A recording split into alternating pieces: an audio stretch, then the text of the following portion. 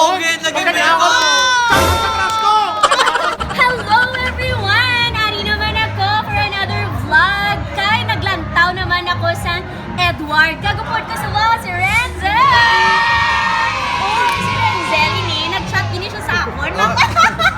Mangkot niya ko kung anong schedule sa Cinemalaya Films and balaan ko gida mo ikaw ginlantaw nga films, di ba? Ano na siya gimungin palantaw lately? Okay, bali apat siya. Una, John Denver, then Iska, next is Edward, then Children of the River. Di subong pag-ulam kita lantaw sa Edward, anong mahampal mo regarding sa film nga So, Edward? mixed feeling siya. So, una, happy man. Okay, may mga comedic parts. And last game, medyo sobrang siya. And especially sa ending.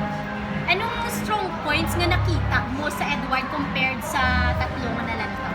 Siguro ang mixed emotions, pag-portray some different emotions, also some characters, strong points. Ayun. So, kung may i-suggest ka sa ila, so far sa apat, anong imungit nga favorite? So, okay ang duwagit siguro ang John Denver, kag ang Ayun. Kag kabalo ka. Ang John Denver made by an Auntie Kenyo. Kag ang Edward na Ilonggo Miranda. Ayun. So, kana, may gidagali sa mga filmmakers natin diri sa Western Visayas. And syempre, ang ingod mo no? Sa promotion. Grabe. So, thank you very much. So, thank you, Kit Renzel, for joining me in this vlog. Once again, no, tomorrow, may araw pa din. So, lantaw ka mo! Bye-bye! Kasad lang sa movie It gives us a moral lesson to be implement throughout our lives.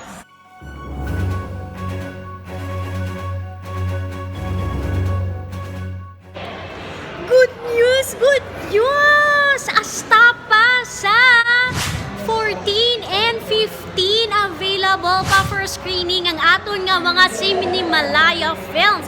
Amo gani anong pa inyo ginahulat bisita nakamuniri sa Vista Mall kag lantawon ang aton nga mga indie films nga prepare para sa inyo.